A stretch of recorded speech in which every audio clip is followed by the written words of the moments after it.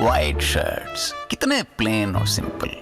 Fog scent, plain और simple white shirt को बना दे special और fashionable. Fog scent, new fashion wear for men. Sir, please believe me, I am in this business for the last 12 years. Okay, I'll wait for your call. Thank you so much. They still don't know you after all these years? क्या करें? पहचान ही नहीं है. Simple solution hai. List on the stock exchange. With listing comes recognition. Investors get interested in you. And funding happens.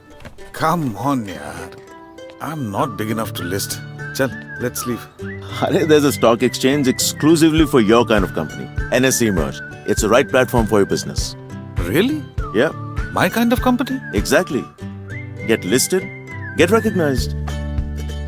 अरे भाई हीरे की असली परख जौहरी को ही तो होती है. चल. NSE Merge.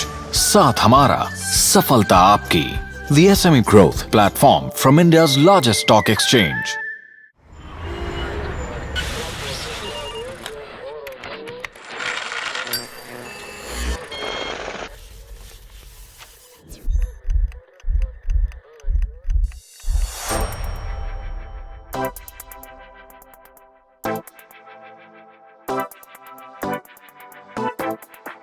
This is a show which gets you a complete wrap of all the stocks that are buzzing in trade.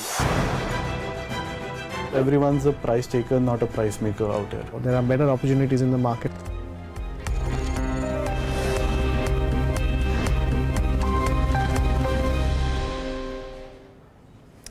It's the biggest ever quarterly loss reported by a public sector lender. Punjab National Bank, which detected a 14,000 crore fraud earlier this year, reported a loss of 13,417 crore in the fourth quarter.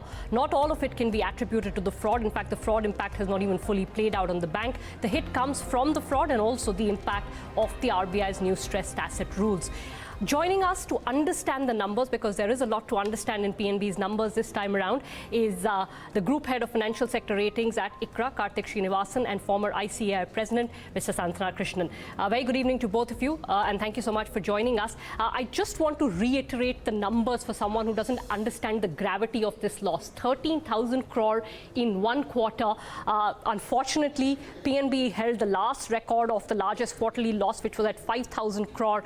This is well more than that at 13,000 crore, 13,417 crore. And if you look at what has gone into it, this is just the pure basic balance sheet, the PNL, not the balance sheet. And you'll see that the bank made an operating loss as well, which was a small 447 crore operating loss. On top of that, provisions were extremely heavy, 20,000 crore, 350, 20,000 crore, a little bit more than that in provisions.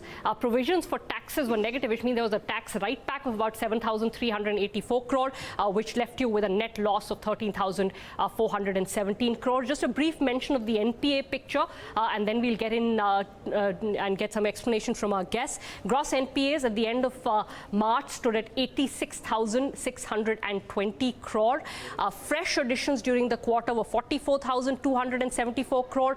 Out of that, linked to the fraud, there was about 7,579 crore added to the NPA account, and linked to the RBI circular, there was about 10,237 crore that was added on the NPA side. Those are the big numbers. Let me go across to Karthik Srinivasan first for first thoughts. Karthik, can you help us understand how you saw the way they have accounted for in the fraud and to the extent that the fraud has been taken care of in this quarter?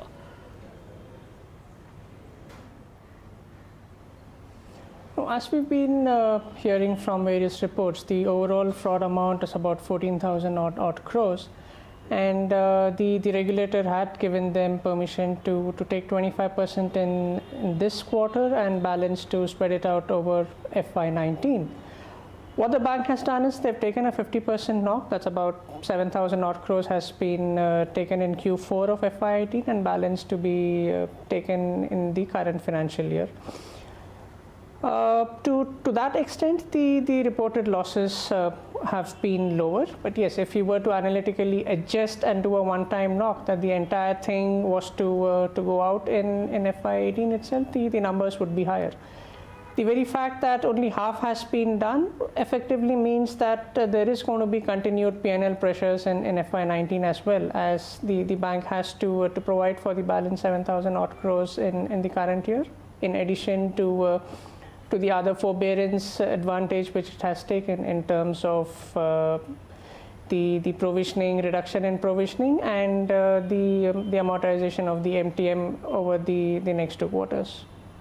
Karthik, just staying with you while we get Mr. Santhana Krishnan back, had a slight technical glitch there, but if you look at the NPA numbers, can you explain to me how there would be a flow through from the fraud into the NPA numbers? Because the fraud was LOU essentially, right? So there wasn't advances, at least not at the start.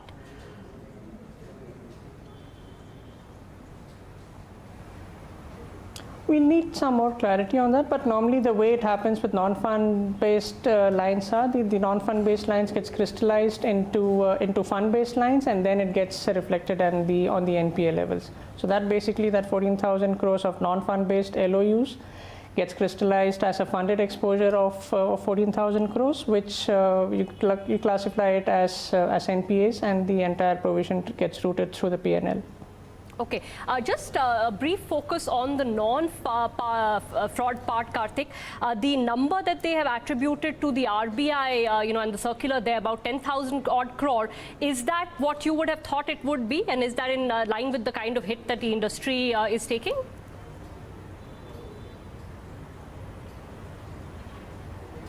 I think that's something we need to evaluate more closely. Our estimate was that a lot of banks which have a higher proportion of corporate lending, including PNB, would have to sort of recognize a large part of their stressed assets as NPAs in Q4. We've seen that happen with other banks that have reported their results as well. So to that extent, a large bank with sizable wholesale and infra exposure taking a knock of 10,000 crores is not really a surprise. Okay, I think Mr. Santhana Krishnan is back with us, so let me, get him to explain to us how the bank has handled that fraud and more. Sir, I want your help in understanding first the basic numbers. So, like we put up on the first plate, there was a small operating loss. There were 20,000 crore in provisions, and there was a tax write-back of about 7,384 crore, which led to a net loss of 13,417. And this is after a large tax write-back, sir. Yeah, I think as far as the losses are concerned, the bank has made an operating loss even otherwise. The fraud losses, Reserve Bank of India has permitted them to write over 4 quarters. So half of it has been written in this year. Balance half will be written off over next 3 quarters. So current year, the loss itself has been high. You have only written off about 7,100 crores. But the tax write-off is something which is a little intriguing because it cannot come all on a sudden in the current year so much of tax write-back. I'm not sure whether it was, obviously it has been audited, but I'm not sure whether there were circumstances which existed last year which we did not do it. Now probably it is taken back for a rainy day. I think the losses are staggering, and the losses even without the loss on account of jewelry business is also quite substantial. That shows the quality of the assets have been poor. Absolutely, and so they haven't explained anywhere in the notes as to, on account of what they've taken that large tax write back. So I'm going to just stay with you. So if you look at what they have said in terms of the fraud amount, I think they have said, all right, I think we've lost him, but let's just look at that number, that table. So they've said that the total fraud amount was 14,347 crore, out of which they have already paid out about 6,586 crore. Let's try and throw that graphic up on the wall so we can explain. The amount that they have paid is what had come due as of the 31st of March. So, that amount, that's the first column, that's already been paid out. The rest which will come due after the 31st of March, they have created liabilities on account of that, which is about 6,960 crore. They have provisioned 50% of the total account, which is 7,178 crore. Mr. Santhana Krishnan, if you can just help us understand how this adds up. So the part that they have provisioned will include the part that has been paid out? Yes, the one is the loss which arises is on account of a fraud. Now, of the fraud amount, some portion is written off today, some portion is written off tomorrow. Therefore, the loss amount that is shown here includes the write-off as well as the item that has to be written off next year. Okay. Sir, so obviously this has had an impact on their capital adequacy. Karthik, how do you, and as a rating agency, how do you see the fact that their capital adequacy ratio is below the Basel III minimum requirement?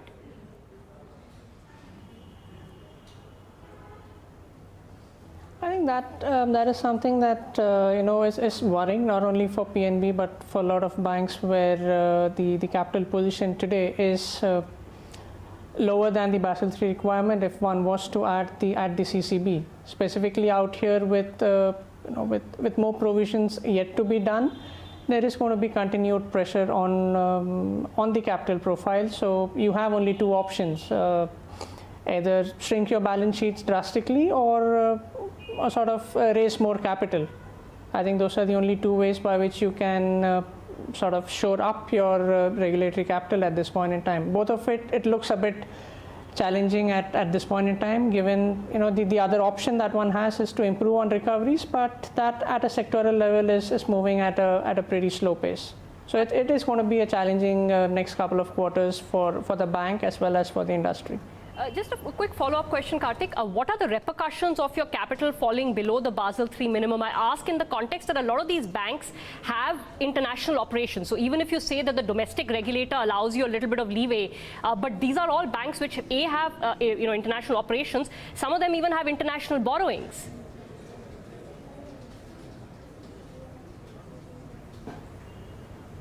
Yeah, so it's as I said, it's going to be challenging for a lot of these banks. International operations of late, as I understand, most of the Indian banks have been scaling down or going slow, so may not materially impact. And PNB in particular didn't have, there are a couple of other public sector banks which have a more greater presence in the overseas or the international operations. So to that extent, possibly the impact on PNB on international operations may be lower, but definitely it would impact pricing, and if they were to tap the markets for any funding, whether domestic or on the international side. No, Karthik, I think the point I was trying to get to is that you are also under the jurisdiction of foreign regulators. So even if the domestic regulator says, okay, you can operate with capital adequacy which is below the Basel III minimum, do you invite strictures from other regulators or even from foreign bondholders or foreign loans that you may have raised where there may be covenants which say that you have to maintain a certain capital adequacy?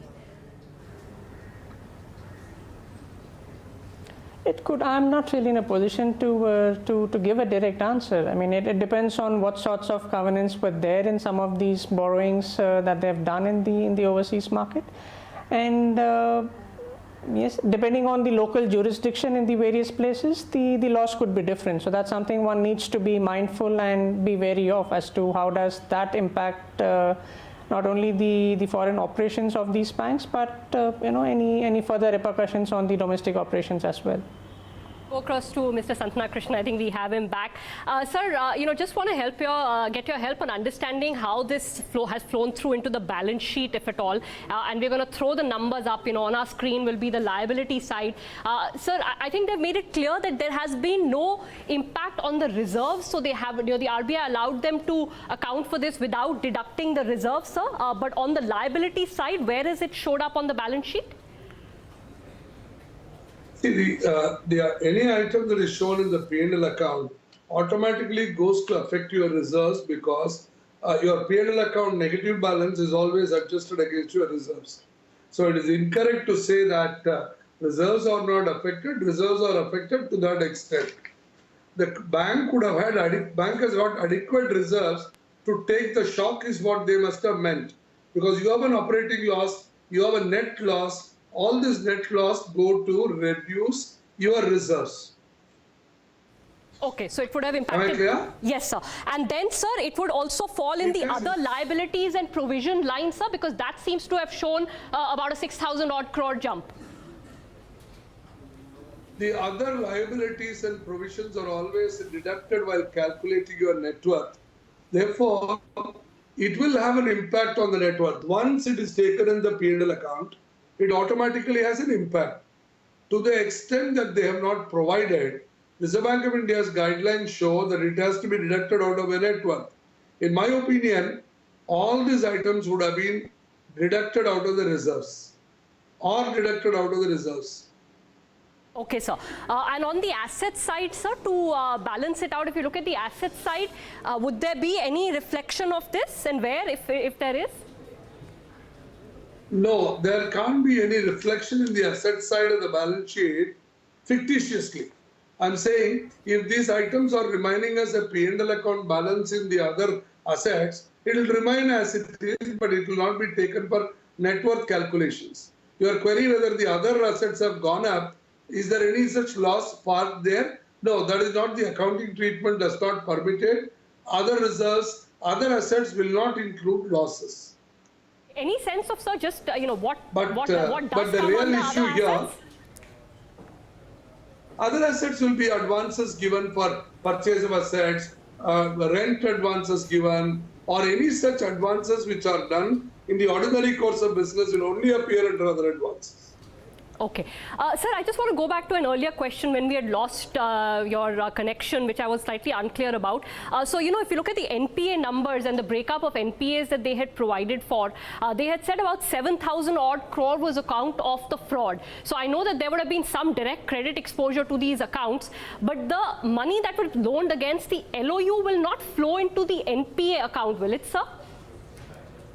Because that was loaned by other banks. These are treated as fraud. These are treated as fraud without passing through the non-performing asset category. They will go into a category called as loss assets. So Reserve Bank of India doesn't permit you to call it as an NPA. The moment you call it as an NPA, you have to provide on a stage basis. Now in this case, they will flow directly into loss assets. What is that? Sorry, I missed that, sir. What is the category that they have to put it in if it's a fraud account? Loss assets. Loss assets. LOSS. It's a total loss. Therefore, it is shown as a loss asset. Do you see that, sir, shown on the earnings release that they put out at the exchanges today? Yeah, they have been classified. That is why if you go to the note number 11, they are saying very clearly that the during the year, fraud was detected and the total amount on the letters of credit, etc., amounting to 6,586.11 crore have been paid by the bank on the undertaking, and the last para says 50% of the amounting to 7,178 crores, remaining provision of 7,178 crores will be made during the next year. That means the losses are even today understated to the extent of 7,000 crores, which will be made during the subsequent 3 quarters. All right. Am I clear? Yes, sir. That explains it well. Yeah. So just, a couple of last questions to both of you. Mr. Santhana Krishnan, to you first. I think, we chatted about this earlier as well. Now in the, the most prudent of accounting senses and the most prudent of, banking senses, they should have taken the hit right at the start. They have, staggered some amount of the provision on the fraud account. They have staggered some of the MTM provision that was required. But they have disclosed that. Is that fair, sir, to your mind in terms of how they have dealt with their financial position right now and how they've disclosed it to investors?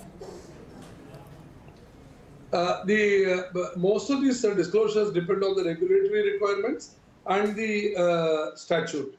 Normally, the statute under the Companies Act would ask you to provide for the entire 100%. But a regulator, Reserve Bank being a special regulator, has given a regulatory forbearance is what we call. Don't provide it in 1 quarter, it will take a big hit. Take it over 4 quarters is what is a special dispensation given to fraud accounts, because fraud accounts don't become zero. Some recovery will be possible. Therefore, they have said, it is also the duty of the regulator, don't create panic in the market. But sufficient disclosures on the total losses have been made. I suppose that would take care of it. But before I conclude, I also want to tell you that we have had Arshad Mehta, we have had Satyam, now we have had Nirav Mehta, Nirav Modi. But I think all these things are only going in accordance with the stock exchange. The volume markets go up, volume of frauds also go up. I think we seriously will have to not worry about capital adequacy. but we need to look at internal controls and the regulatory controls where it is required has to be improved. There, I think we are not looking at, if we ignore it, instead of Nirav Modi, something else will come later. No, Every sir. 5 years, we get one such shock. That's the truest of truths, sir, in the current banking environment. Karthik, last question to you. I mean, look at the health of the bank. You're at 18% gross NPA. This is one of our larger public sector banks. Net NPAs are high, capital is low. I mean, it's a mess, if I can put it very, very bluntly. What do you think the road ahead is going to be? The government what would you like it to be? The government should put in more capital. The RBI should, define some PCA framework which is suitable to this bank. What would you like to see?